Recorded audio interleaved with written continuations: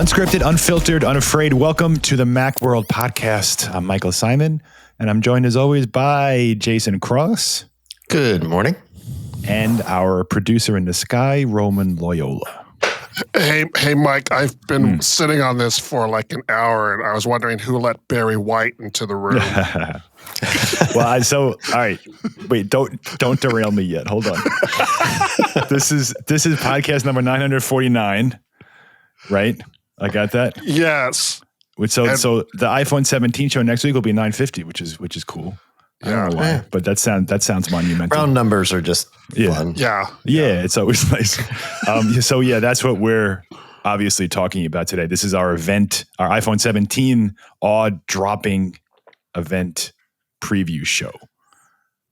Talking about everything you expect to see, we expect to see during the keynote. This is like my favorite show of the year because like we're still like hopeful that it's going to be this great event, and it's like Christmas morning. Like Christmas morning, like when I was a kid, like the Christmas Eve was always better than Christmas Day because then it's over. Like the anticipation is always so much better than the actual event. So next week it'll be all about the things that how disappointed we are.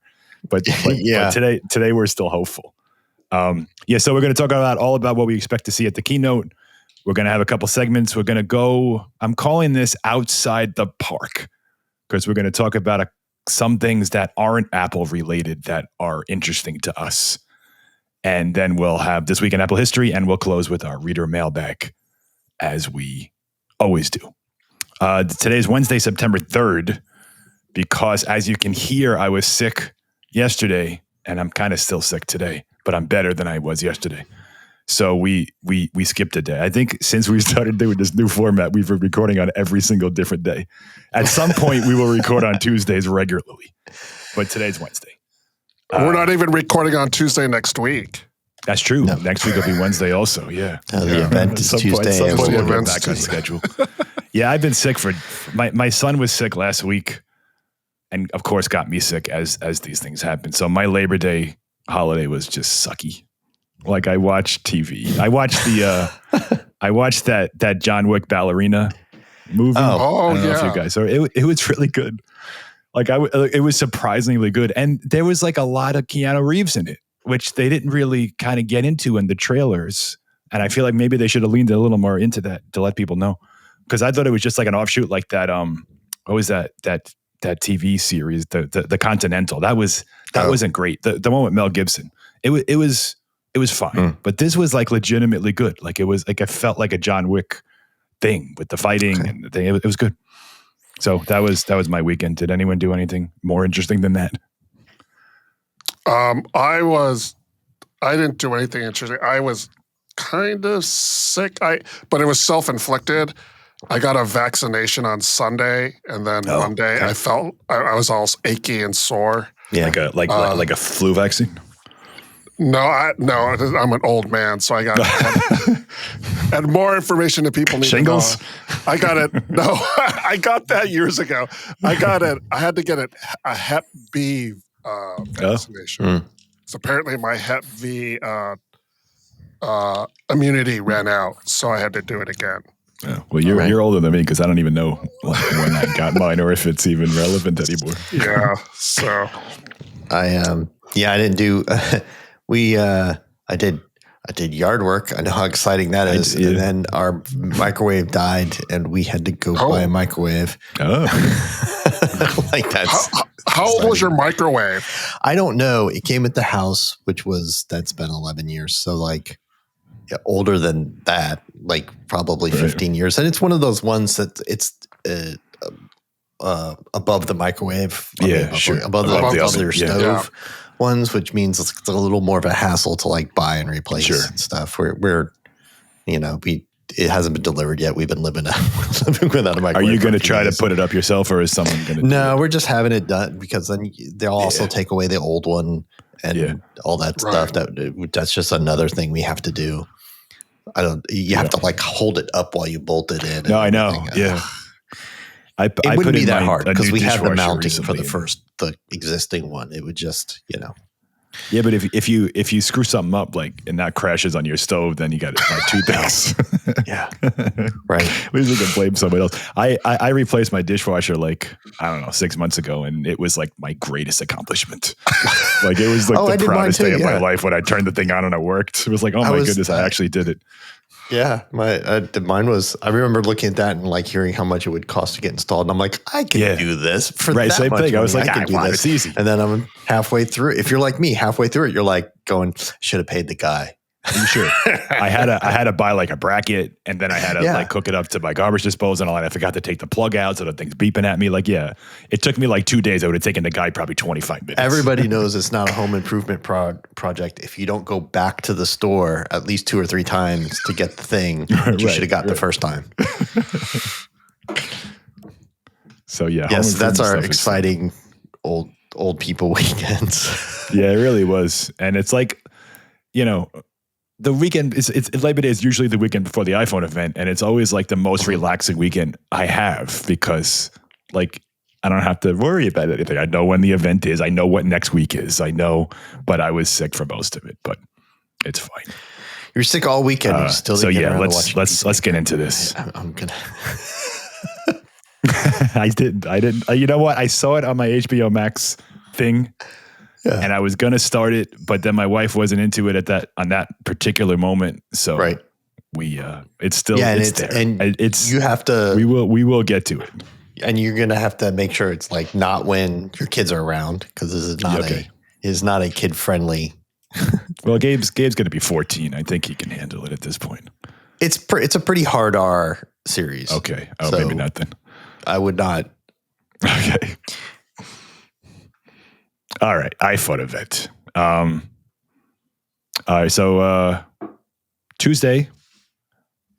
Wait, hold on. I just blanked on the day. September 9th. Yes. 10 a.m. Pacific. It's going to be it's Apple's 21st event where an iPhone was released. That's counting WWDC. That's counting the Macworld, the first one, the San Francisco Macworld San Francisco. Mm-hmm. That's counting the SE event. But this is the 15th. Dedicated fall iPhone event. Most of them September. There was one in October, and it's one of those days, one of the few days where everybody stops and pays attention to what Apple's doing. It's Google pushes their event to October, and Samsung has its Unpacked in August. Everyone avoid. It's like a Marvel movie release or like a Taylor Swift record. Everyone avoids it, and everyone pays attention to Apple. And like I said, this is my favorite show because we always hope there's going to be this big announcement and this great thing. And maybe this year is it. This could be one of the more interesting iPhone events, at least in a while. I'm hoping. So, all right, Jason, you want to start backwards, or you want to start with the iPhone or end with the iPhone with this? Because there's other stuff. I think the way I would do it is just quickly run down everything we expect them to announce, and then we'll dive in deep. All right, good. All right, so AirPods Pro 3 is almost certain to come out. It's been a couple years. Yep. And there's a bunch of rumors. Apple Watch, Series 11, SE3, and Ultra 3. So all 3 new models. And then iPhone 17, iPhone 17 Pro, iPhone 17 Pro Max, and the iPhone 17 Air. Now that's probably the way Apple's going to do it if all those things come out. Right. And then there's some maybes. Maybe AirTag 2, maybe a new HomePod Mini. Maybe that's another one that's been Apple rumored TV. for the end of this year. Yep. So it could be jam-packed with stuff. Yeah. But those specific things where I'd be surprised if we didn't get. Well, Apple Watch and iPhone are obvious. Yeah, those are gimmies. For sure. Yeah, and AirPods has in the past been tied to this event. So, all right, I'm going to leave it up to you. Where do you want to start? Let's start with the AirPods. Okay. All right, AirPods Pro 3. So AirPods Pro 2 came out in 2022, late 2022. And then they updated it with a USB-C case 2 years ago. And that's it. They're basically, 3 years old. But Apple's been updating them software-wise all throughout that time with the hearing stuff and the conversation boost, and they still are a fresh product. Yes, the rumors for the AirPods Pro 3, like there's not a ton of hardware stuff that we've heard, so I'm curious to see like what the new thing is. So maybe like some small design changes, slightly refreshed design. Yeah, slightly, a slight. So AirPods 4 last year got a slight redesign. Like they look basically the same, but they're a little bit different. And that's kind of what we like. I don't think they're going to get rid of the stems, right? Nope. Like we're not expecting that at all. Like, so the Beats Studio Buds Plus or something, like they fit flush in your ear. Like, I don't think that's what this is. I think they're still going to have the little stems like you see in Jason's ears, like that. They're still going to look like that. They're going to get an H3 chip. And this is when I hand it over to Jason because he's so much better at explaining this stuff than I am. So the H3 chip, like what does that mean to AirPods? I mean, these are one of those things where they're like Apple's mystery chips. Like they don't release any specs, so they talk about their chips in terms of like what features do they enable, and they're not the kind of thing that software developers can tie into and like figure out what's going on with them. So we don't know like how much more RAM does it have or whatever. But so going from the original H1 chip from the early AirPods to H2 was a big leap in that there was just a lot more processing power in the H2 chips. It's a lot more what they call DSP, digital signal processing. And the H2 launched with the AirPods Pro 2, right? I want to say that was the first. I do think that was the first product. It's been in some others since then. Yeah. And that included, it's sort of a system on chip thing. So it's got some RAM and it's got some storage. And it's got a DSP and it's got Bluetooth radio. And, they have Bluetooth 5.3. They have double the like noise canceling power and stuff. But like was double the noise canceling mean? How many noise did the old one do 4 noise canceling and now it does 8? Like that doesn't, I don't know what they're. That was a big selling point when the AirPods Pro 2 came out. It's a 2X over the first one. But yeah, as Jason said, like that's very nebulous. Like what does that actually mean? Right. It's better. So, but yeah. A lot of it is the manufacturing process enabled it to use less power. Less distortion, better, sound quality, better adaptive sound quality. It's able to basically listen to the microphones many more times per second to adjust and do things to the audio, whether that's noise canceling or anything else. So, I think you can expect the H3 chip to continue that in that fashion. They may be made on a new manufacturing process. They may go from 7 nanometers to 3 nanometers and that use even less power. And they'll probably have more DSP power and stuff so that they can adjust for noise canceling even more and have better noise canceling and better adaptive audio quality and all this other stuff. But I think the main reason you would want an H3 is when you look at the H2 and how Apple built a chip that is very programmable and had enough headroom for them to do a lot of features over the years, and they kept adding features. That's going to be, the H3 is going to be the next step where for the next 3 or 4 years, they're going to keep adding features to it. So there's that. So the AirPods Max have an H1 still, and they don't have conversation boost, conversation awareness, the hearing stuff. Like that's all powered by the H2 chip. And so it's been 3 years. The H3 could really enable the AirPods Pro 2, like take it to like whatever that next level. We don't know what's going to happen there. Live translation's been rumored. That's part of it. But there's things that we don't even know down the road. One of the things I hope to see, at least in maybe the specs somewhere, is Bluetooth LE audio support. Oh, okay, yeah. So like they already have 5.3, but LE audio, the LE audio standard, which is right now all music playback and everything that happens over Bluetooth is over like Bluetooth 2.1 or whatever. Even if you have Bluetooth 5.3, that's used for other features like syncing and connecting and stuff like that. But the audio transmission is really old. There's a new standard that uses the Bluetooth low energy standard for better bandwidth and better latency, and it uses a new codec and all the other stuff. It's called Bluetooth LE audio, but it's kind of an optional thing.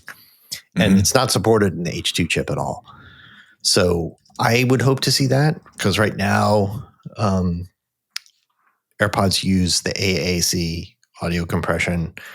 It's good quality, but it's all high bandwidth and it's slow. And the new LC3 codec that comes along with LE audio is kind of better. It's like better compression. It's lower latency. It's better in a lot of ways. And then there's a bunch of other features that can come along with LE audio, things that you haven't seen yet, things that are they're being built for the future, like the ability for a Bluetooth audio broadcaster, like a TV in a gym or an airport, to be able to broadcast audio to dozens of people. Like directly to your AirPods. Yeah, directly to dozens of people's AirPods, because everybody in the airport is looking at the news monitor and wants to listen to it, right? So that kind of thing is something that LE audio is supposed to address, So it would be nice if they had support for LE audio, and then they could sort of start building in all these new optional features over the years. It would give us some hint of that. But you'd get a better codec and everything for now. But that could be one of those things that Apple may just announce things like better audio quality and lower latency and stuff like that, and never tell you how or why it works. Yeah. And then we're going to find out like a month later when somebody starts tearing down software stacks and everything, that they're like, oh, they're using LE audio for all this. They're just not branding it that. Right.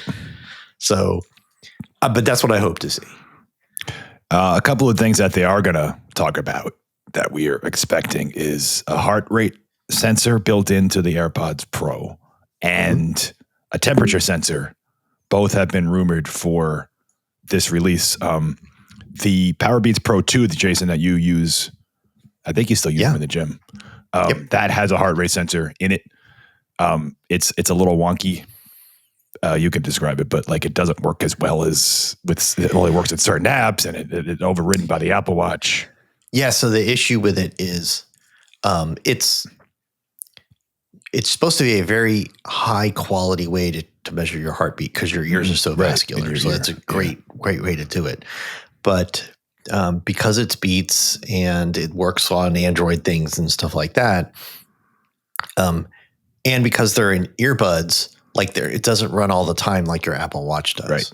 You have to be super conservative. Yeah. So you have to start an exercise in order for the tracking to start. And if you're starting an exercise on your Apple Watch, it always defaults to your Apple Watch's heart rate sensor. So you have to track an exercise in another app like Strava or Nike Run Club or something like that in order to use those earbuds. On your phone. Yeah, start it on your phone and run your work. And then you can use your earbuds, your Beats earbuds heart rate tracking. Which is fine, but like for people who are big into Apple, like you probably have an Apple Watch before you have that. Right. And then you have all your workout types that your Apple Watch does. There's no way to start a workout with just your iPhone. Right. That's true. You've got to have your Apple Watch. And if you have your Apple Watch, it's always going to use your Apple Watch's heart rate. So if Apple doesn't have a heart rate sensor in your earbuds, they're not going to do that. It'll work when you start on an exercise on your Apple Watch or something. For people who have an Apple Watch and AirPods Pro 3 with this, is there any benefit at all to using either one, or is it basically the same? Yeah, I wouldn't know. I mean, I hope they would get into that. I hope they would say like, oh, the one, like when you're just monitoring your heart rate throughout the day, your Apple Watch is best. But when you start an exercise, it's more accurate to have the ones in your ears. So we use the ones in your ear. Maybe, I don't know. I want to hear them talk about like why and when, what's the benefit. Yeah. And like, I assume it would work with Android devices in the same way as the Beats does. Possibly. Yeah. Because Apple's AirPods not big on making any of their AirPods stuff. No, yeah, it's true. But they do. I mean, AirPods do work with Android phones, and there are people. But none of the good features do, right, and they don't support any of the features like they could do, like all the quick syncing stuff and all that stuff that's now part of Android. They don't support any of that. You got to dive in your Bluetooth menu and right. So, yeah, we'd see. The temperature sensor though could be an improvement over the Apple Watch. The Apple Watch has a temperature sensor. It's had one since the Series 8, I believe. Mm-hmm. And it's a skin sensor. So it doesn't, like, you can't use it to take your temperature in the sense that, do I have a fever right now? It finds a baseline, and overnight it like measures that so it can detect if you're getting sick or if you're fighting an infection. Or for female users, menstruation cycles, because it measures a baseline, and if you're over or under that, then it will alert you. Right. In your ear though, like you could get an actual reading of your temperature. Like you go to the doctor, like they use in-ear thermometers, or at least my son's pediatrician does. Yeah. Because they're very accurate. Mm-hmm. So a temperature sensor inside AirPods Pro, you might be able to just go on your phone and tap a couple of buttons and take your temperature. Yeah, or ask Siri, "What's my temperature?" Right. So that's a neat feature. Yeah, that would be really cool. The Apple Watch thing only works overnight. Right, that's true. And for part of the reason why it's too variable during the day. You run around, you do stuff, and you sweat, and it's all over the place, and you get in the sun, and it makes the watch hot and all that stuff. So yeah, it's only about like a deviation from your normal overnight. That's all it gives you. It doesn't give you your actual reading. One in your ear could potentially give you your actual reading. Right. Where you could like you do with the EKG, like you could just tap a button and it'll say 98.6 or and maybe it'll track it over time as you work out and things like that when you're cue off exercises. I can imagine a lot of good uses for that. So I also wonder what the battery life, what does that do to battery life? Sporadically taking your temperature in your earbuds. Is that how bad does that destroy battery life? I'm really curious. Well, yeah, that and the heart rate sensor as well. Mm-hmm. Both contribute to battery drain. So in the Beats, the heart rate sensor about cuts battery life in half. Okay. Which is one reason it only operates when you have an exercise going. Right. And I think it like Apple would probably do it sporadically throughout the day. I think that's what Beats does also. But that's what I'm saying. They don't. Oh, they don't do it at all. No, the heart rate sensor only operates as you're running an exercise. Okay. And then the rest of the time, because it crushes battery life. So AirPods Pro 3, similar design, new sensors, temperature and heart rate, H3 chip, probably the same $249 price because they have AirPods 4 at $179. Mm-hmm. Like, it doesn't make sense to cut it too much. Active noise cancellation, all the things that we know from AirPods Pro 2, all the features that you get. And then maybe some new stuff. There's a lot of buzz around live translation. So that's coming to iOS 26 in the phone app, messages app, FaceTime, where if you're talking to someone in a foreign language, it'll automatically translate on the screen in your, on the phone, in your speaker, whatever it is. And oddly enough, during that whole presentation at WWDC, Apple didn't mention AirPods once. And that was rumored before we even saw that feature for AirPods. So it makes sense that would come to AirPods Pro 3. It would surprise me if it was exclusive to just AirPods Pro 3, but maybe it needs the H3 chip. Like that's what we were talking about. Like there are some features that are enabled through that silicon that maybe that's one of them. Some reports say that it won't be available immediately. That's not uncommon. Apple does that sometimes, but that's probably one of the marquee features of AirPods Pro 3, and I'm sure there'll be other ones as well. So yeah, that's AirPods Pro 3. This podcast is going to be like 2 days long. That was like 20 minutes, and that was the smallest. That was the smallest one. Yeah, that's why I meant to. I meant to hit the mic and say, "Come on, you guys, we need to wrap it up," and then I hit the stop button. So I guess I meant to. Yeah, but like I said, this is the best show of the year. So stay tuned. Yeah.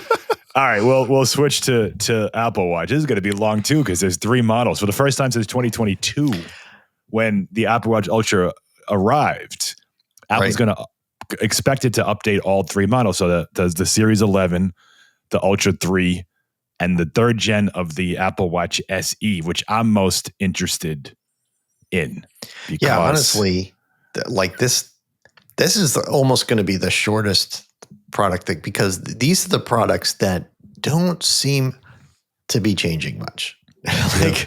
Like the Series 11, from what we know, isn't going to be much different than the Series 10. New chip that's, I don't know, maybe faster. Some reports say it's basically the same chip with a new name. Right, which they've done for several years, and that's never the problem. There's no rumor of they're going to make the battery life super long. Yeah, that's what we're waiting for. Or they're going to add new sensors and features. So the Series 11, which is the Series 10, the Ultra 3, which is the Ultra 2. Like some rumors say, the screen's like a eighth of a millimeter fraction bigger or whatever, but it's not going to be different. The only stat or something that is different about that is it might support satellite cellular connection. Right. Like the iPhone. Like the iPhone. Not just as satellite emergency, but satellite cellular, like the newest iPhones do. So really the SE3, which hasn't been updated in years, is the only one getting like big updates. And those big updates are really just to kind of catch it up to like what Series 9-ish. Yeah, it's a Series 5 now. Yeah, and it really hasn't been updated since it launched all those years ago. There is a 2nd gen model, but there's nothing new about it.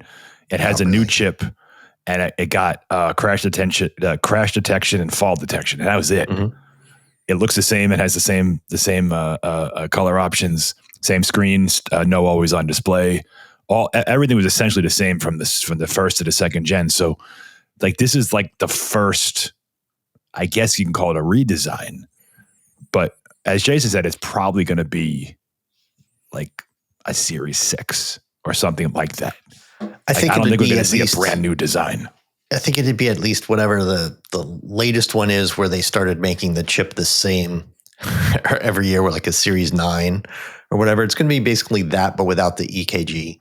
A Series 9 would be a big jump. That would be ECG. That was so right now it's 40 millimeters. Yeah. Hold on, I got to look it up. Damn it. I think it's going to do that. I think it'll probably jump to that new size because they're just making all the screens that size and stuff. But it's not going to have things like the ECG. It may not have blood oxygen. Might have blood oxygen. So Apple Watch SE is 40 and 44 millimeters. Mm-hmm. So you're saying it would jump to 41, 45. Yes. Which is the next one. The last time they did the SE jump, it was basically the same as the 2-year-old Apple Watch. Yeah. Only minus some features. Minus a couple of features. And that would be an S9 minus some features. A Series 9. Would they, do you think they would add ECG or something else? That's the one they definitely wouldn't. They might do blood oxygen or something like that. The sensors on the back, the sensors that require like a connection through the crown and the ECG. And I think there's some licensing stuff that Apple may have to do. That seems to be like the expensive addition that they don't do everywhere. Also, I think it's just not approved in all their markets to the point where it's also the least valuable. Like, it's really valuable in North America, but globally, not everybody has ECG already anyway. So, so something like that. Yeah. Probably similar battery life, 18 hours, similar material. So way back when we thought this was going to come last year, there were rumors that Apple was going to make a plastic version that was more geared towards kids. Like the Apple Watch SE is obviously the lowest end one, but there's also like there's a kid component because they have that you can set up your Apple Watch for a child. Yes. And based on the sizes of the Apple Watch, that's the only one that you would even consider because obviously the Ultra's way too big and the Series 10's got it too big too. Honestly, the SE is probably too big for most kids, but it's the closest one that you could wear on a wrist if you're like, 11 years old or something. So there's some talk that Apple is going to try to bring down the price, maybe to $229 or something, and do like colors and have it be the first plastic watch. We'll see. I mean, those rumors kind of died out this year. Yeah. The latest rumors are, they scrapped that and they're just doing, it's probably for durability reasons or something. But, so I think the Apple Watches they're going to be the least exciting thing because the only one that's getting real significant updates is the one that's getting updated from being an ancient watch to only a little bit old watch. Like, they're all things we've seen before. It's all features and stuff we've seen before. It's just the cheap model.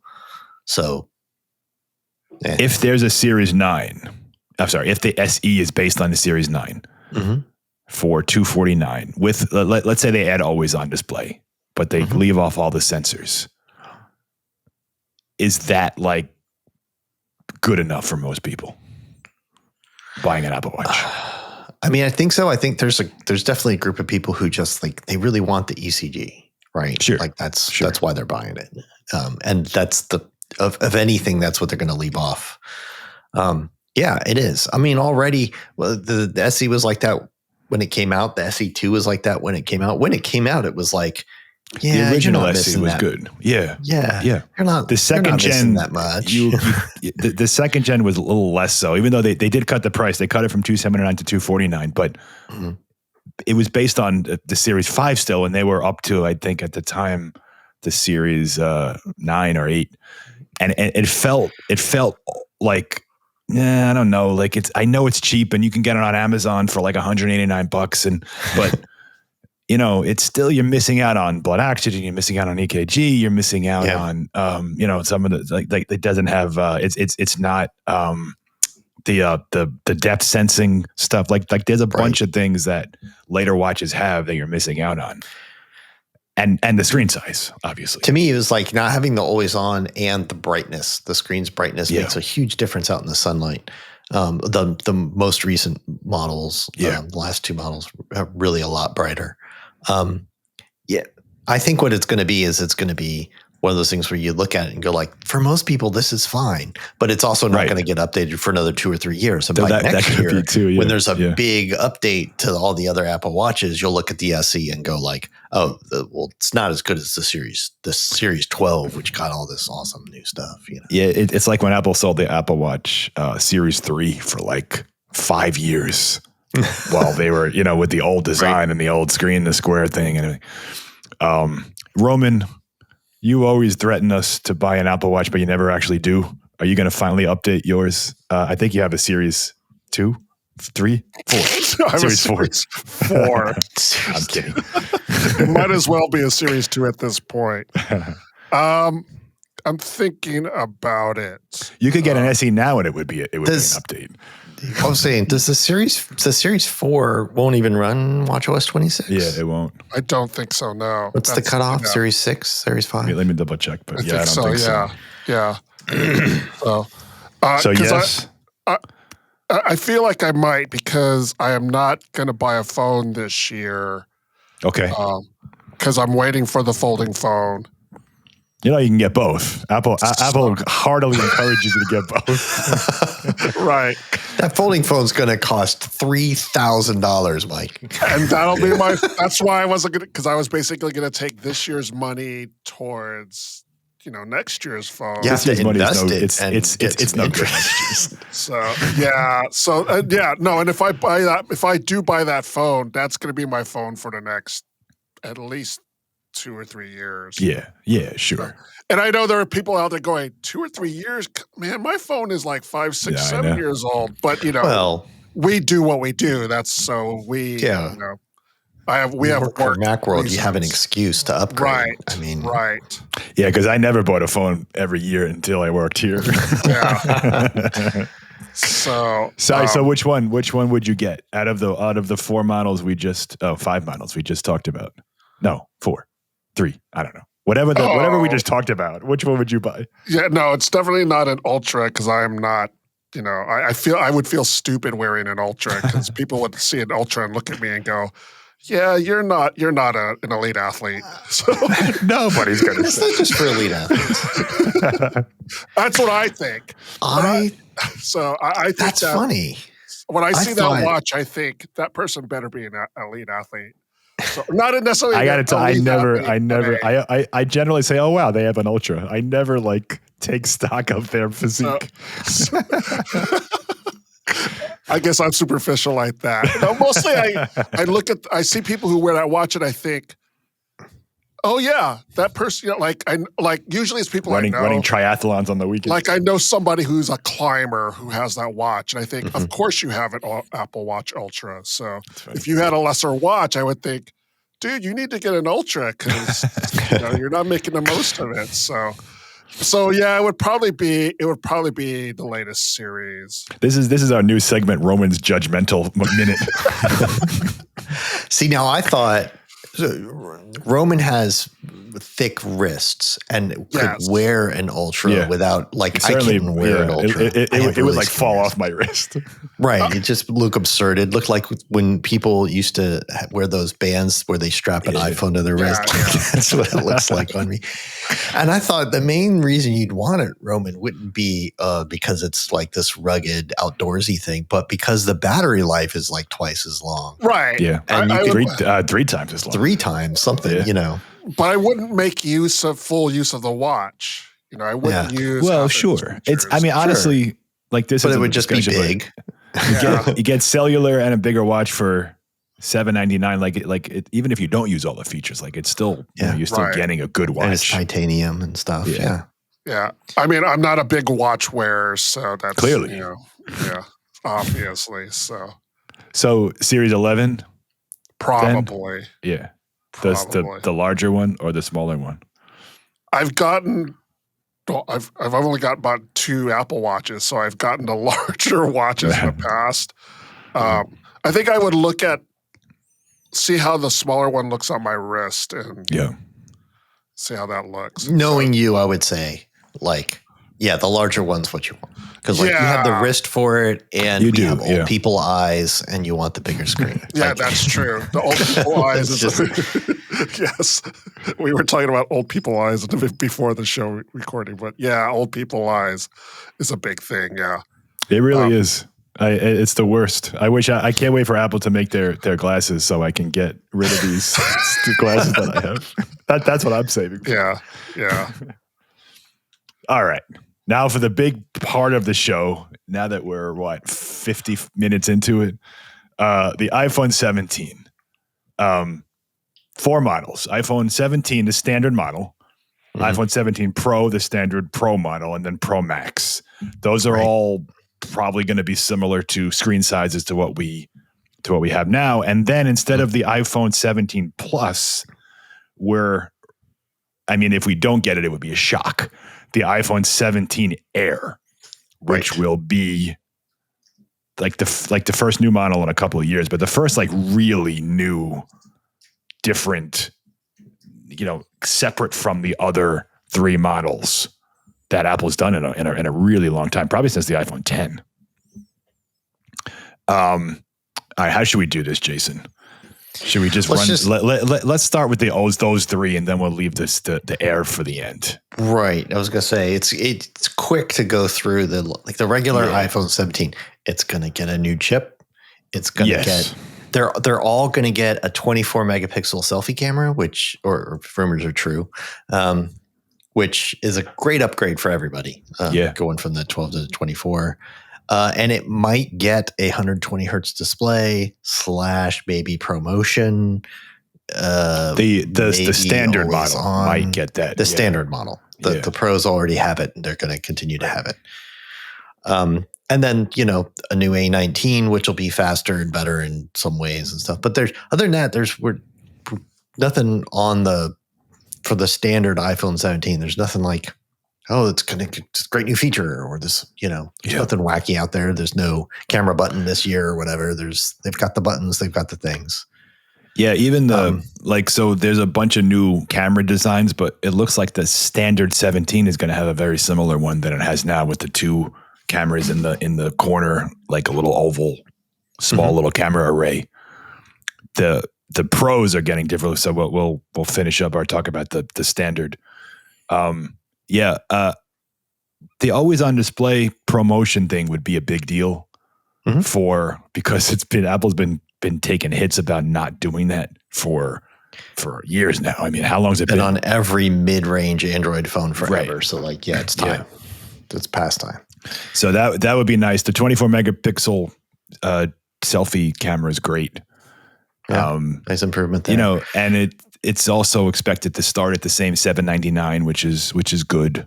No price hike for there might be on the larger ones, but analysts are saying, hopefully that it'll stay at $799, maybe a $50 price jump. But if it stays at $799 and they add all that stuff, that's pretty compelling. Yeah, it's fine. It's like a regular kind of like a yearly upgrade of like, oh, it's got a faster processor and better cameras.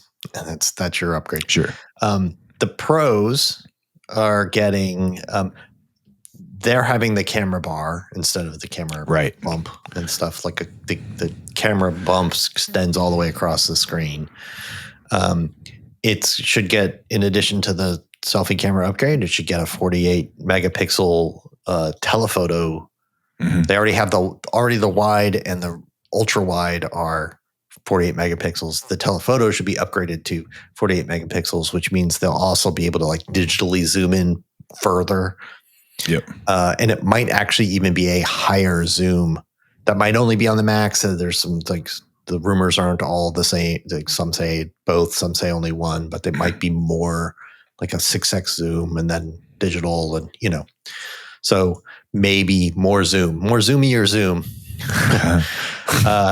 They're supposed to be a little thicker. They're supposed to have a new thermal management system that lets them keep going at the highest performance, run the chip fastest, longer, and also improve sort of battery life, have more battery in them because they're thicker. And on the software side, they're supposed to be matched by possibly, this is one of the things that's hasn't really been debunked, but it's always hard to know software, is that Apple's doing a pro camera app. Yes. Like a separate camera app with a bunch of manual control and all this other stuff for pros that gives you much more control of their stuff. They have one of these for video, sort of, and it's meant as a companion to Final Cut. So it's sort of like that, but for photos. Yeah, that's called Final Cut Camera, and so iOS 26 was supposed to introduce a new camera app, and correct me if I'm wrong, Jason, but they kind of nuked that whole thing, went back to the old way of doing things, or gave you an option to go back to the old way of doing things. The full camera app, it's fully changed. The only thing that's different is when you switch modes, you swipe left or right to switch modes, they had changed it so that it is the natural scrolling, like when you swipe left, it's like you're turning a dial. Like swipe left to go right. And there was an option then they added an option in settings to say, no, do it like it used to be. Left is left and right is right, and then they made the default left is left and right. The whole redesign's still there. It's just which way you swipe. So that would be interesting, but something that makes me think they may have more up their sleeves is they bought Affinity Photo. Last spring or something, last summer. It's been a while. Affinity Photo didn't go away, but they also hasn't really been updated or anything like that. What are they going to do with Affinity Photo? It would not surprise me if Apple had a sort of pro photography editing app that comes out of having bought Affinity Photo, and whatever they brand that, maybe they bring back the Aperture brand or something like that. Then they have Aperture camera the way they had Final Cut camera, right?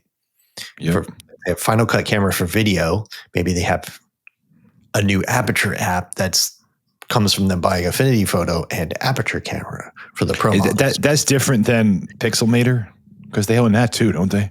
Oh no, but I'm sorry. Did I say Affinity? I meant Pixelmator. Yeah. Yes. That's all right. I thought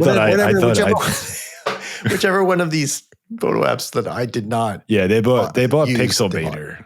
They bought Pixelmator, which again still exists. Like you wouldn't know it that they bought it unless you know they bought it because it still operates the same way.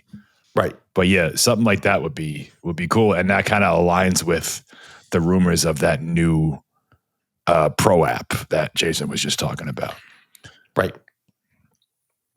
Yeah, bigger battery, new colors, black, white is the same, but dark blue, and there's like an orange one that's been making the rounds that looks really interesting. It's kind of like a bright copper almost. That very much of a departure from the recent iPhone Pro colors that were all titanium because Apple is expected to ditch the titanium, which is a little surprising to me because they made such a big deal of it 2 years ago. Did. Like it was like the whole marketing was like they're titanium now. And now there's like allegedly they're going back to aluminum. Not back, they never had aluminum. There was stainless steel, then titanium, and now allegedly it's going to be aluminum. It was kind of a mix. It was the stainless steel was like a frame. It was an alloy. And the borders, but then the rest, the other parts some parts were aluminum, and now it's still going to be an internal stainless frame with the aluminum body and whatever. Honestly, like, look, you're not getting anything out of titanium I know. on your phone. Like it's not lighter than aluminum. Right. And it's more durable, but not really in the way that matters. Like at this size and for this purpose, and with the different kinds of aluminum that they use on these things now, you're not gonna notice. You're not gonna be using your phone going like, oh, I missed when this was titanium. It felt so nice. Yeah. The back when they had stainless steel, they scratched easily because they were glossy. Like the last couple, like they don't really do that. Like the titanium's plenty strong. And the aluminum, like Jay said, like you're not going to notice it. The design of the back is going to be quite a bit different. So we just said before, so the camera bar, which has been a little square, that's gotten increasingly bigger with each generation, is now like a rectangle. So it goes across the entire back of the device. The cameras are still in the top left corner. They push the mic and the LED light to the right side. And there's like a raised bar across the whole top of the phone. That's either aluminum or glass. The rumors aren't clear. Below that, there's like a glass rectangle with an Apple logo where the Apple logo is. That is for, I guess, MagSafe. For the connectivity of MagSafe. So there's like distinctly different materials being used on the back of the phone where, every iPhone that's come out, it's just, flat. That's not going to be the case this year. Slab. It's a big difference. And if you put a case on it, it's going to be, I don't know. It's like some of the ones that Apple have come out with, like they have cutouts for the glass bit. So I'm interested to see like how many people go caseless now because it's different. It's interesting. It's unique. Yeah. The Pro hasn't changed since like the iPhone 11, the back anyway. Right. So this is different. Prices, again, the Pro might go up to $1,100 because that hasn't gone up yet. Apple increased the price of the Pro Max 2 years ago from $1099 to $1199. But the smaller Pro has stayed at $999. There's rumors that it could, for the first time, go up to $1049 or maybe even $1099, depending on what Apple decides to do there. But most likely not going to start at $999 anymore. Maybe that comes with a bump to 256 gigabytes of storage, like they did with the Pro Max, which would be helpful. Yeah. There's rumors that you're going to get 12 gigs of RAM that you're never going to notice, but it'll be there. Same, or if not the same, then very similar display sizes. So the 6.9 ish for the Pro Max and 6.3 ish for the Pro. And I mean, they look like nice upgrades. Like if you haven't had a Pro before, it's going to be tempting. There's some on again, off again rumors about anti-reflective coating. Oh, that would be amazing. The coating being, that's a big one. And that's, some time every other week there's a new rumor saying like they're not going to do it. No, they are going to do it. Like, what? So we'll see. That would be nice. Yeah, and it might be one of those things did that. They only do on the Pro. On the Pros, yeah, for sure. Yeah. Because the Pro displays have always been a little bit better than the standard. And if the standard gets promotion at 120 hertz, that this would add another thing. Right. Samsung does that on their Ultra phone, the S25 Ultra, and it is so cool. Like you can bring that thing outside in direct sunlight, and it's like that nano texture glass. Like it doesn't reflect, and you can see. You don't have to raise your brightness to 8,000 and burn your retinas just to see what's on your screen. And so that would be cool. And it doesn't have that sort of like the nano texture glass makes like your contrast a little worse. It doesn't do that. It's these new anti-reflective coatings are really amazing. Yep. And that's on the latest Galaxy phones. It's on a couple of TVs, of newer TVs. And it would be great if it came to iPhone. We'll see. Yeah. For the most part, the iPhone Pro, it's going to be. You mean it's faster and has a better camera? Yep. It's faster. Yeah, I mean that's true, but like we're very cynical, and that you could boil it down to that. But it's also the biggest-ish Pro upgrade Apple's done in many, many years. Like it's visually different, it's functionally different. It could be the longest. Well, it will be the longest lasting, but it could last significantly longer than battery the life iPhone could be really, 16 really Pro. Great. Yeah. We'll see what. So it could be a reason to upgrade from even last year's Pro to this one. The thing that would make it the sort of most interesting to me is if they do an official Pro camera app just for the that's just for the Pro models, just like sometimes they do things just for the Pro models, and that is somehow tied into the rest of Apple's software ecosystem. It's a million third-party camera apps, and many of them are quite good. But when Apple does its own and it's pre-installed on the phone. That a lot of people aren't going to go buy an app. A lot of these camera apps are now subscription model things and stuff. Yeah, it would just be really nice just to have a super pro camera app that just comes on your phone.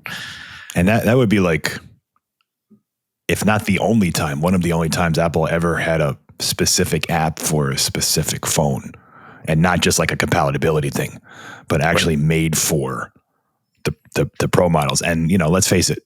Like probably half their market is, amateur photographers at the very least, like people who really care about the quality and the type of photos that they take. So that would be a nice feature for those phones. So, like I think the way this event's going to go, basically how we're talking, AirPods Pro, then they'll do the Apple Watches, and then they'll do the Pro phones and the standard phones, and then I'm going to say, but wait, there's I don't know if it'll be an official one more thing, right? But they're going to save this one for the end. So the iPhone 17 Air, the worst kept secret Apple has ever had. Like we've known about this thing. I'm going to be shocked if they don't name it that. Right. Like everyone's been calling it iPhone 17 Air. Yeah. For a little minute there last year, people kind of called it iPhone 17 Slim, and we're like, they're not going to call it 17 Slim. Yeah, so the iPhone 17 Air, the airiness of it is going to be that it's like 5.5 millimeters thin, thick, whatever you want to call it. Say 6.2. 6, unlike around, between 5.5 and 6. The thinnest iPhone ever. Yeah, the thinnest phone ever, probably. Like standalone, like candy bar phone. Like I don't know, I'd have to look that up, but yeah, there might be some that it's got to be close. No-name phone that's just like crazy thin. But. Yeah. So they're saying, people are saying, reports are saying, rumors are saying that it's going to be not quite as big as the Plus, but like around 6.6, so bigger than the 17, bigger than the 17 Pro, but not as big as the Pro Max. So whereas the iPhone 16 Plus was basically the standard version of the Pro Max, this is going to be a little bit smaller than that, but not a ton. The thinness is the thing. So with that thinness, you're getting quite a bit of sacrifice, compromise. Is that the right word for it? Sure. Like, I mean, one camera and less battery life is the main thing. Yeah. Well, all right, the front camera and the rear camera, but one rear camera, just the main 48 megapixel rear camera bar. And, just that. It might use Apple's cellular modem, might use the C1 like the iPhone 16e does. Which means no ultra wideband. Ultra wideband. Not that. I don't think is that what I'm saying? Yeah. No, I don't think so. Yeah, ultra wideband. Yeah, I don't think that's anybody would care about that. Yeah, ultra wideband, millimeter wave, whatever you want to call it. It wouldn't support that. If it has great 5G connectivity in the standard bands, then that's what people care about most. And it might. I've seen it. People say it'll have the A19 Pro. Some people say it'll have the regular A19. Some people say it'll have the A19 Pro, but like with one fewer GPU core, or the clock speeds will be different. We don't know, but it'll be fast enough. It'll be fast enough. It'll be faster than this year's things. It'll be part of the iPhone 17 family. Yep. It'll be fine. We're not expecting any kind of like unique hardware things, like it has a button that nothing else does or any kind of stuff like that. It's just super thin. That's its selling point. You want a super that's thin like phone? That's literally it, is the lightness and the thinness. Mm-hmm. Now, the thinness is only below the camera bar. So like the Pro, this is expected to have a bar that stretches across the tippy top of the phone, not nearly as thick because there's only one camera instead of three. And that part is still going to be like, I don't know, 8 millimeters or 9 millimeters, whatever it is, because it juts out from the phone. But the part that you hold below like this bit will be, 2 to 3 millimeters thinner than the current iPhones that are around 8. This will be like 5.5 to 6. Is that worth buying it for $900 or $950 with probably the worst battery of the 4? I mean, I think that's safe to say. I think it'll still be good battery, but I think the Pro's going to have several hours more. Yeah. I mean, it's one of those things where in some countries, like the United States, so many phones are sold just at carrier retail. Yeah. Like maybe not in the first weeks of its release, but over the year, people's phone gets old or broken or whatever, and they go back to their carrier, the Verizon store or wherever, and they go, I need a new phone. And they go, well, here's the new iPhones. And you're looking at them and you pick one up and you're like, ooh. Right. And you maybe don't care that it's only got one camera. And they're not going to tell you, well, the battery's going to die at 4:30 every day. So I kind of feel like it's but it's $900 at least sell better than the Plus did. Yeah. Yeah. So all right. So so like I think we're all, well, no, Roman already said he's not getting a phone. So which one, like, what are you thinking? Would the 17 Air, like if it's what we think it is, say it's $899, one camera, but a really good camera, 120 hertz screen with the always on, super thin, A19 Pro, we'll say, would that be enough for you to buy one, or are you still going to go to get a Pro? No. I don't. First of all, I usually don't get the larger phone, so it's a bigger model. But I have. So you have the 16 Pro Max? No, I have a regular 16 Pro. Oh, you do. I have a not the Max, is what I'm saying. I usually don't get the big one. Oh, so it's too. Oh, you're saying the opposite. It's too big for you. It's both too big, and I care kind of most about photo quality. That's the part of my phone that lives forever in my life. The picture I take 10 years from now, I can't go retake that that picture is the picture. And so I want it to be the best camera. and battery life. Like that's, the processor speed's been more than fast enough for so long now. It may come to the point where when iOS 27 comes out, there's some AI feature that requires 12 gigs of RAM and it only runs on the Pros from this year or something. Like that would be nice, but I get a new phone every year anyways, don't care. But yeah, I'm almost certainly would go for the Pro, and then it's a matter of if the Pro Max has exclusive something different, like a better telephoto or something like that, then I'd have to decide, well, do I want the big one? Do I want to lug around a big phone or not?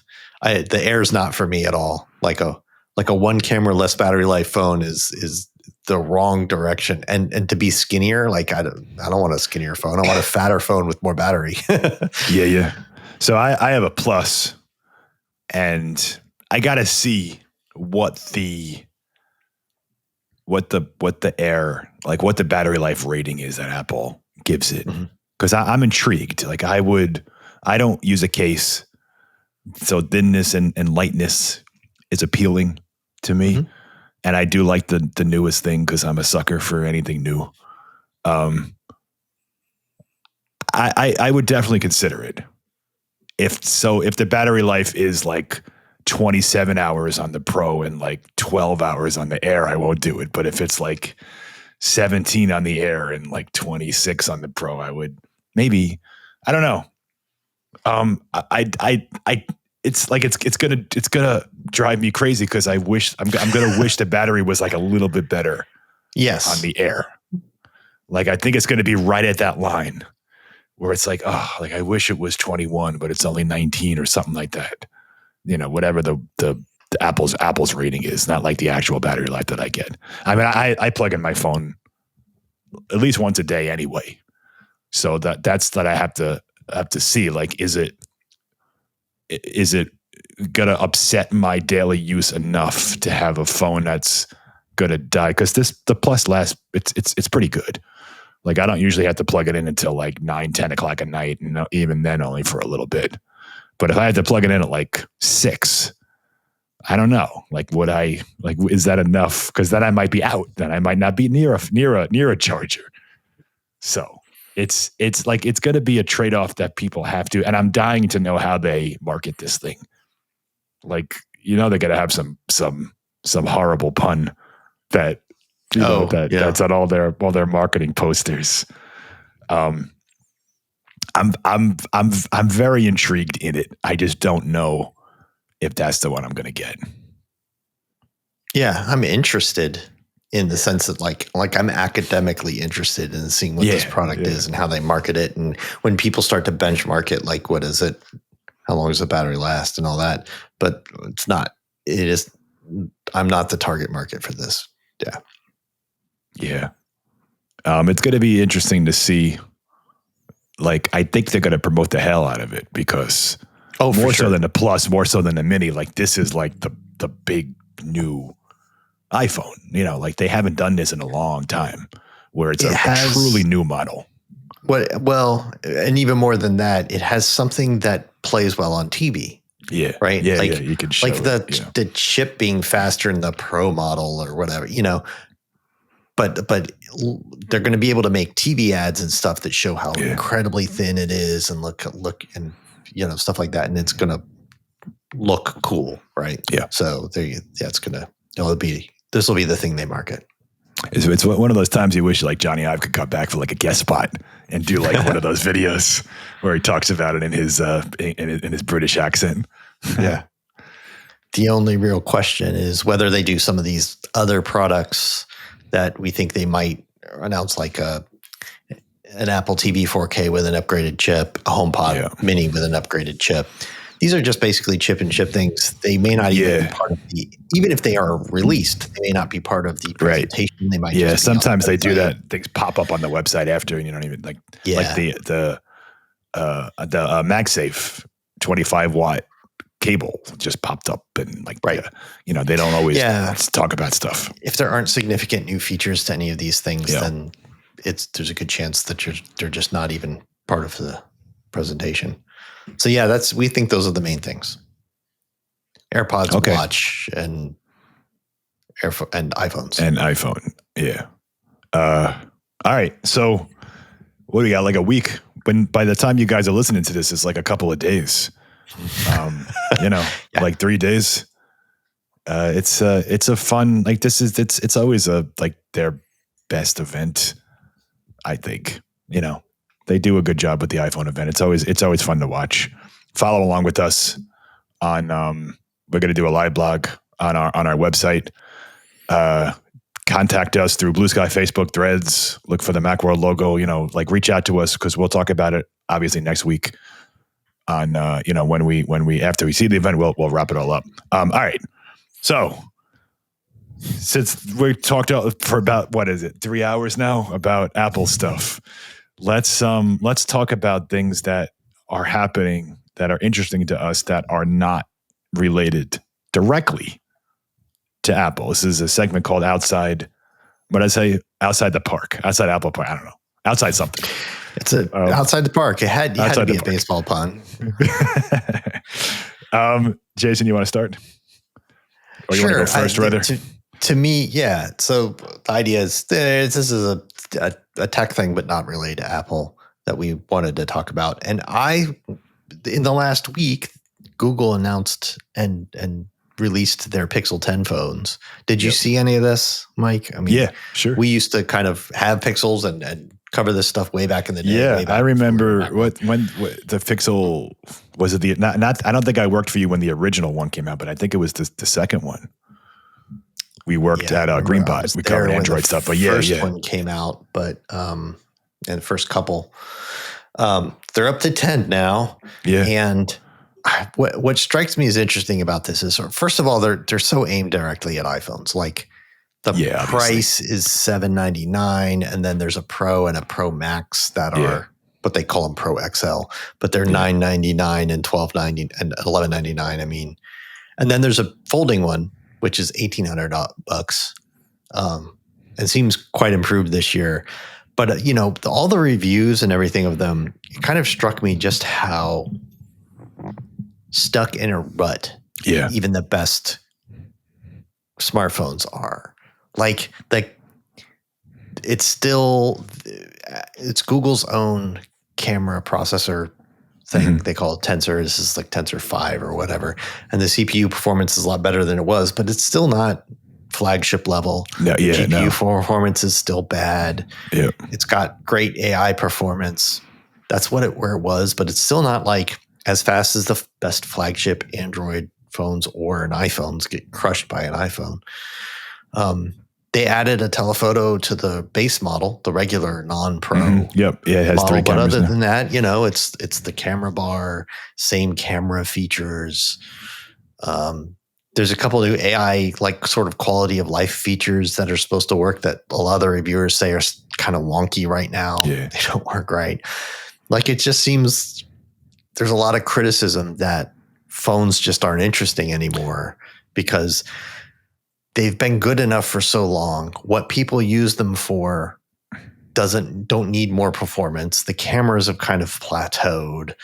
And these Pixels came out and I'm like, yep. That's what that kind of happened. And then we talk about the new iPhones and it's like the most exciting thing we could say is exciting about one of them is that it's got skinnier. Like that's so. I mean, we used to talk about this with phones. like 5-10 years ago, we used to say like maybe they need to take a year off and not like they kind of killed themselves way back in 2008 by coming out with the iPhone 3G the next year. So they set the expectation. Like before that, you would buy like a Razr, like remember the early Razrs or like the Nokia phone. Like you didn't get one every year. You got one every 5 years. The thing, was all bashed up and then you would buy new. They didn't come out with new ones every year. Yeah. Apple, when they released the iPhone 3GS, the 3G in 2008, like they set an expectation for the whole industry that phones would be an annual thing. And you're right. Yeah, like we're running out of ideas. Or maybe it's time they aren't for a little while. Yeah. Like the exciting stuff is always at WWDC. The software is always the exciting stuff. Same thing with Google. Like the AI stuff is the most interesting stuff. Yeah. Right. And the stuff that they'll be adding to these Pixels over the next, when Google I/O runs around and stuff this spring, they'll be adding things to these Pixel phones, and it's all software, and it doesn't really need this new Pixel. And I just feel like phones have gotten a lot less interesting. I see the folding phones and I'm like, okay, I mean, these have been around for a few years. They're getting better about things like the crease or the hinge. Like what's good about this one is this is probably the first folding phone that's like IP68 dust and water resistant. Yep. And like most aren't water resistant. So great on you for like really figuring out the hinge. But in terms of like, what do you do with a folding phone? It hasn't changed much in the last several years. Like, why would you want a folding phone and what does it do? I just thought there was maybe something worth bringing up about how the new Pixels are just like a slight upgrade from the old Pixels. The new iPhones are looking like a slight upgrade from the old iPhones, just in terms of what the hardware is and can do. And all the interesting stuff is in software, and maybe smartphone needs to not be a yearly release so much anymore. And, we didn't plan this, but mine is related to that. Yeah. So I want to talk about folding phones. And like there's incredible stuff happening with folding phones that nobody cares. So the original Galaxy Fold released in, I want to say 2019, but I don't know that for sure. It was 15.7 millimeters thick when closed. Right. And we all clowned on it. Like, you're just putting two phones together, and why would you want that? And it was absurdly thick. Mm-hmm. And the one that just came out, sorry, so I'll do last year's first. The Z Fold 6 from last year was 12.1 millimeters, which is thinner than the original, but still pretty thick. 12 millimeters is like, that's substantial. Pixel 9 Fold last year was 10.5 millimeters, which was, getting there. Yeah. But still pretty thick over the last like 6 months or 8 months. I don't know the exact dates. So I'm just going to run through some numbers. The Honor Magic V3 is 9.2 millimeters. The Oppo N5 is 8.9 millimeters. The Galaxy Z Fold 7 is 8.9, and the Magic V5 is 8.8. These are that's closed. That means open up. They're like 4. It's amazing. That's insane. Yeah, it's crazy. Insane. That's like 8.8 millimeters is basically like a little thicker than the iPhone Pro Max. Any of them. Right. Closed up. And these are this is now folded. And, so we said it wasn't about Apple, but, we got to bring it back. Like, I am so interested because, the iPhone 17 Air is fairly obviously Apple's like engineering proof of concept that they can make a phone super, super thin and still be premium. Now they just got to make two of them and have it fold together, which, you have more room to work with, more surface area for the components, etc. So like, is the folding iPhone going to be like 7.5 millimeters folded? I mean, it could be. I would guess not, but I would still think it's probably going to be thinner than 2 iPhone Airs stacked up. It's going to be thinner than 12. It's going to be 10 or something. Apple always has a lot of durability to worry about. I think a lot of those ones you mentioned would not pass a bend gate challenge. There's probably and nobody and cares. And a lot of them are only in China, so they're not even sold here. Yeah, right. But that's the other thing. Like I just rattled off like 6 different folding phones that the people listening, like, you probably never even heard of them. Right. Like, because they, for one, they're not sold here, and for two, they're not like mainstream phones yet because Apple hasn't done it yet. Like, as soon as Apple makes its iPhone folding phone, maybe it's next year, maybe it's the year after, all of a sudden you're going to see it on the news, on Good Morning America, on the cover of newspapers. Like, it's everywhere.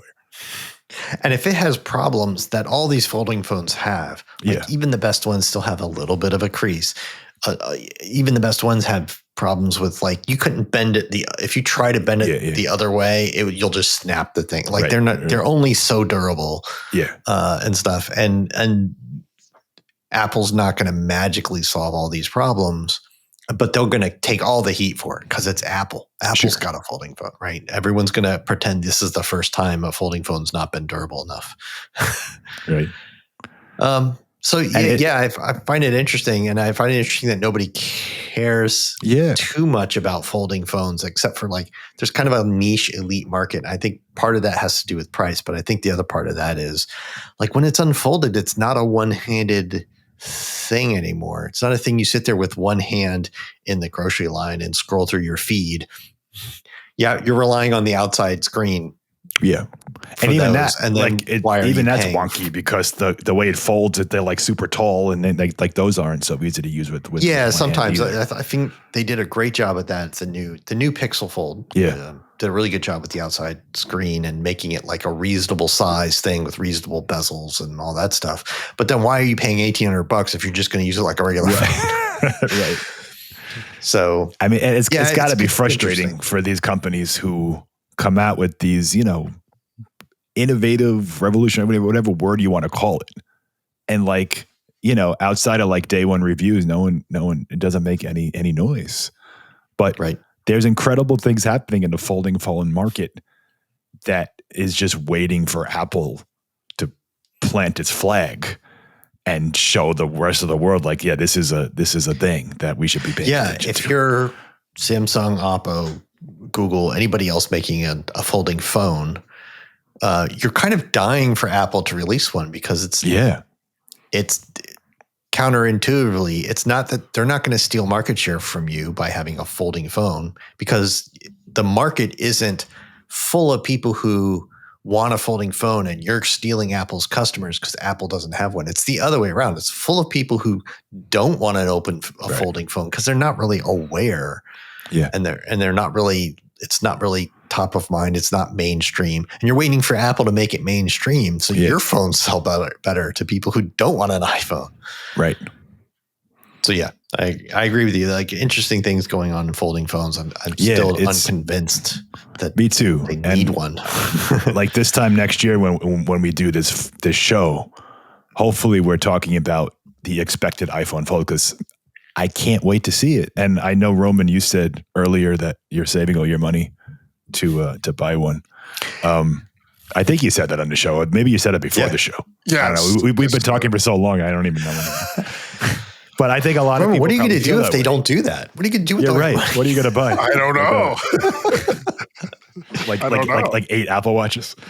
Yes, that's all. So interesting stuff. Let's move on to Apple. This week in Apple history. So this week in Apple history, we've got a iPod twofer in this segment. It's actually kind of a threefer, but it's more of a twofer. 20 years ago, on September 7th, the iPod Nano was released. That kind of a threefer I was alluding to. Apple also unveiled the Moto Rocker. Yeah, right. E1, if you guys remember that. Sure, I do. It was it was a mobile phone that had iTunes in it. iTunes, yeah. And then iPod Nano was released on September 5th, 2007. I'm sorry. Yeah, I was going to say you said that already. Yeah. Yeah, iPod Touch was released on September 5th, 2007. So some iPod history there. I used to have an iPod Touch. I didn't really use it. I think it was sent to, it was a review unit that was sent to me when I was at Mac Attic, and I think I reviewed it for them. And so, of all of these, there weren't a lot of they did all these different iPod things, and I kind of always just liked the original form factor and click wheel and all that stuff. But I really appreciated how the Shuffle, which was totally not for me at all, was just basically a pin. Like it was this little clip, this tiny little thing that had no screen, and you just would load it up with not that much music, but that was the point, is you would just load this up and just like with a playlist. Well, it was as much as like the original iPod at the time. The iPod had the original iPod. Yeah, like, the very first one. Like 100 songs in your pocket. But the idea is that you would throw a playlist or something on there and just shuffle it, right? Yeah. And just like, because you didn't want to look at a screen, you're not going to do that. It was tiny. I didn't need that in my life at all, but it was cool that they did that. I loved the iPod Touch as a concept. Again, not a thing that was for me, but it was an iPhone without the phone part. Yeah. Only really, really much cheaper. And so it came out about 6 months after the iPhone came out. Yeah. Or maybe a year later. What was it 2007, Roman? Yeah, it was it was a few months after. Yeah, a few months after. Yep. And for a while there, I mean, the updates of that would just follow the iPhones. Yeah. And they just didn't have any of the phone hardware in it. But it ran all the iPhone apps. Right. And you just had to be on Wi-Fi. So if you had kids who just wanted to play games or watch videos or something like that, you got them an iPod Touch. And then you chose what to load it up with. And you didn't have to, you saved hundreds of dollars and you didn't have to have a cellular contract or any of the other kind of stuff. So I kind of missed that. I kind of missed now it's the being iPad. Able to buy like an iPhone without the phone. Yeah. They like once the iPad came out and then the mini and then it got cheaper, like that became the iPod Touch for that generation. Like you see kids using iPads all the time. But the iPod Touch was super cool at the time.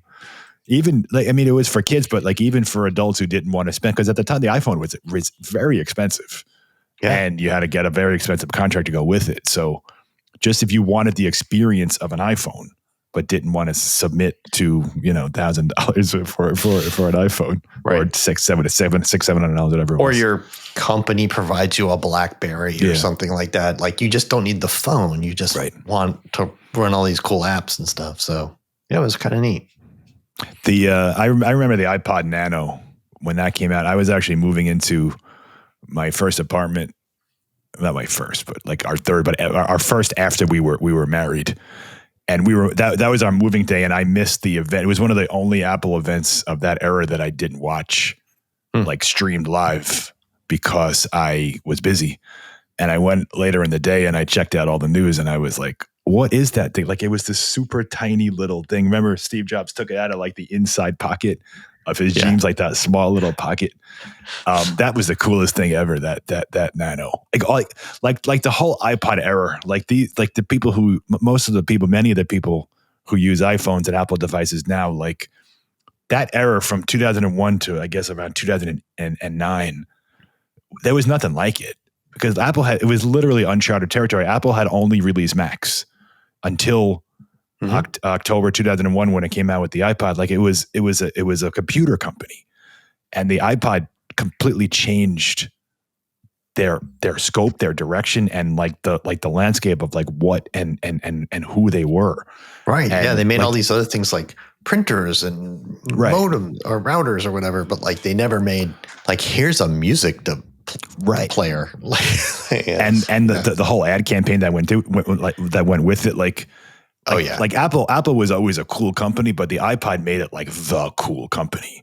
Like it changed their whole trajectory. And then the white earbuds becoming such an iconic thing and all that stuff, right? Yeah.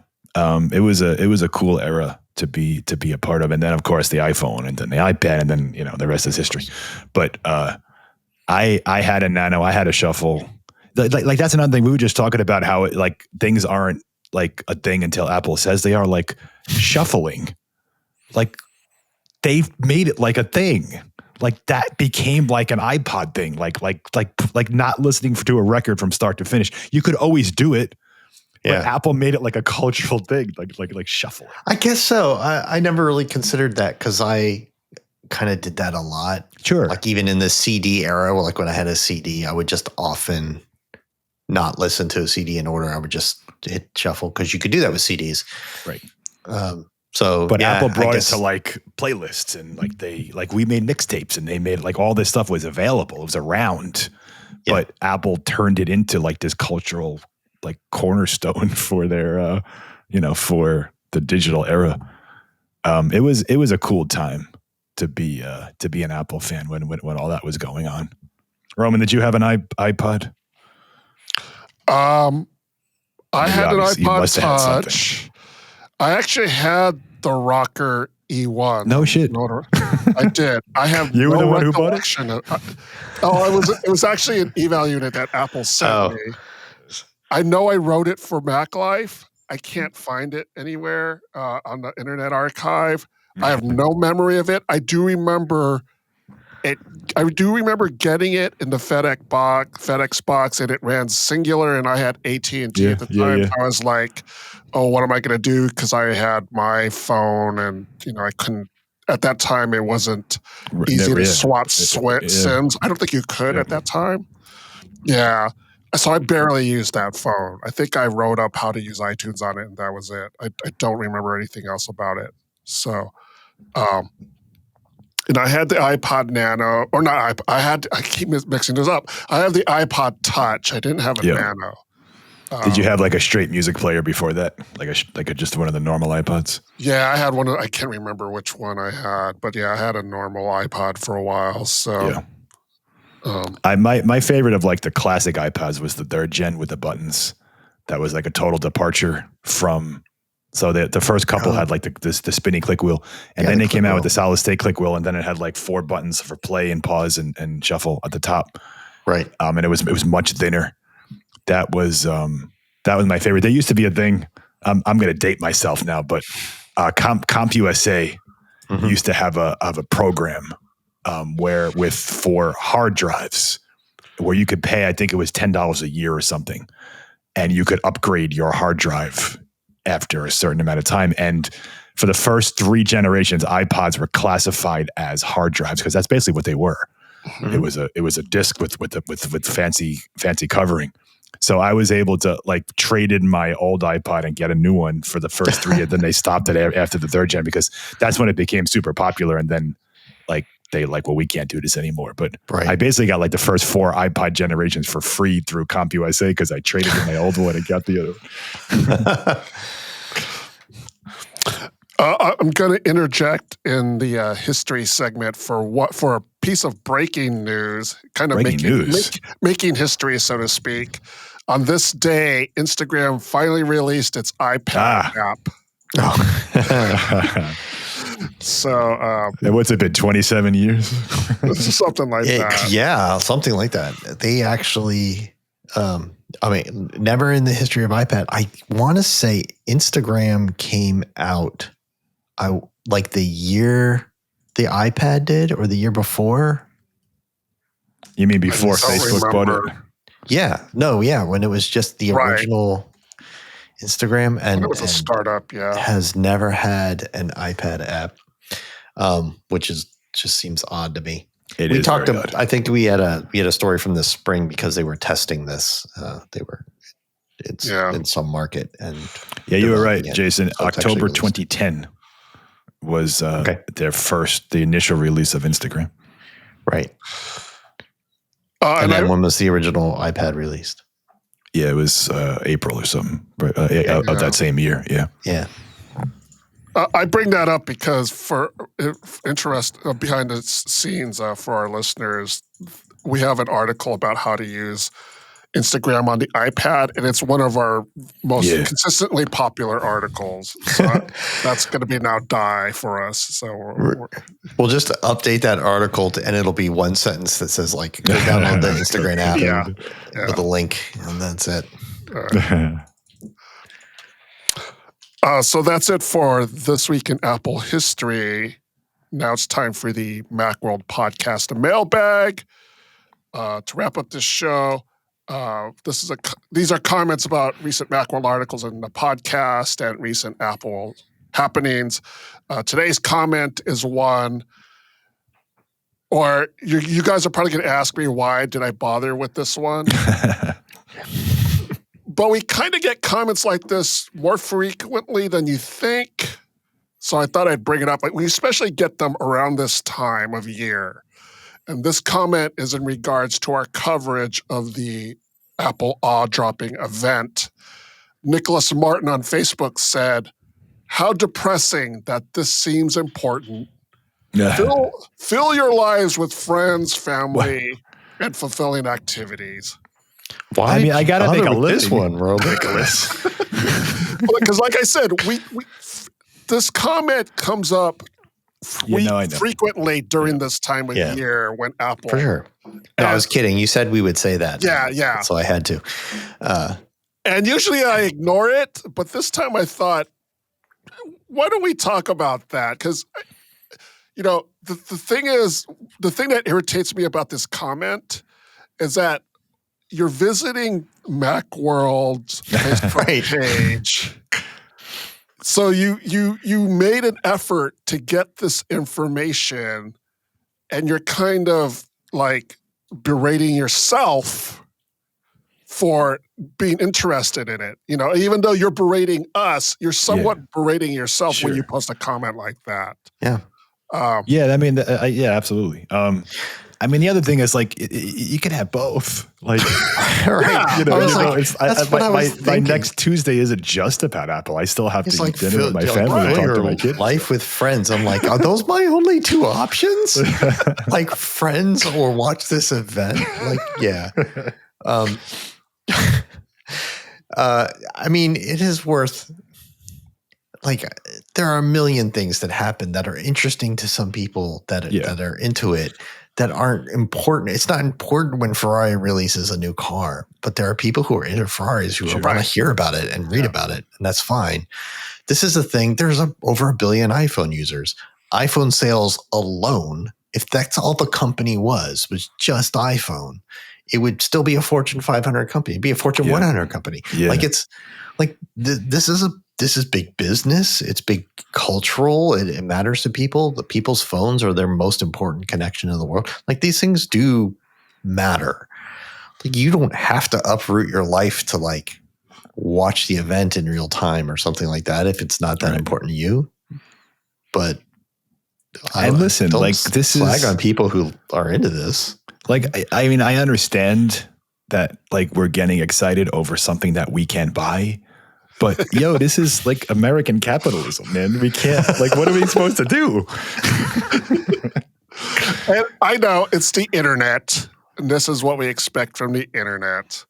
So, but it's easy to come up with a bunch of comments saying how they're excited about this, and then we just spent over an hour talking about how excited we're about this event. So I thought I would bring in a different perspective. No, listen, I'm well aware that we're consumers and that Apple is selling us something, and the invitation, the hype, the way the event goes, like it's all designed to make me feel a certain way. I'm well aware of that. I don't care. I still like it. And I spent a significant amount of this time talking about like the Pixel 10 and are we at peak phone, and do these things need to matter anymore or whatever. But then, the fact of the matter is there's a ton of people. I also live a life where people, when they hear what I do, ask me if they should upgrade their phone or what's new about this, or, hey, I heard about this thing, or I saw that commercial. Like it impacts people's lives in a big way. And there's a lot of people who have a 4-year-old or 5-year-old phone. And even if this phone wasn't that much better than last phones, it's the new iPhone, and it's what they're going to upgrade to because their old phone is old, and it's worth covering and knowing about. It's also worth being the appropriate amount of cynical about. I think they do have a point. It's like, you don't need to be a cheerleader just because it's important, but you do need to treat it as important. And this is like Apple's like, this is like the new, I don't know, like rock star stuff. Like these are the cultural milestones in the year that matter. That, you just brought up something that I actually forgot to talk about with the Pixel 10. The most interesting thing about the Pixel 10, when we were talking about that, is that the thing that's different from last year and years past isn't the hardware. It's that they're making this mainstream push with it. Their whole event was like a live Jimmy Fallon hosted Tonight Show with like guests that come on that he interviewed and everything. They're really trying to make this like culturally matter to people. And like an event, a cultural event, not just for like nerds who like follow everything that's going on with every Android phone. That's what's new about the Pixel. And I bet it's going to happen with the ads too. I think you're going to see a bigger mainstream marketing ad push and stuff. So yeah, I mean, like I said, these are the new celebrities is CEOs and devices. You know, when we were growing up, we waited online to buy tickets to a concert, and like now we use our phones to do it. Like the phones are central to everything. Yeah, we wait in line to buy the phone. Well, that wraps up the Apple Podcast Mailbag. Yeah, how long has this show been? Is it Thursday yet? Yeah, it might be. Yeah. I don't know, but I'm hungry. I want lunch. Yeah. Yeah, seriously. All right, that does it. That does it for this episode of the Macworld Podcast, episode 949. Thanks to Jason Cross. Thank you. Thanks to Roman Loyola. Thank you, sir. And thanks to you, the audience, for tuning in. You can subscribe to the Macworld Podcast in the podcast app on Spotify, YouTube, with the Macworld Podcast channel, or any other podcast app. Any comments or questions, contact us through Blue Sky, Facebook, or Threads. Look for or search for Macworld and look for the blue mouse logo. Join us in the next episode of the Macworld Podcast as we talk about the latest in the world of Apple. See you next time.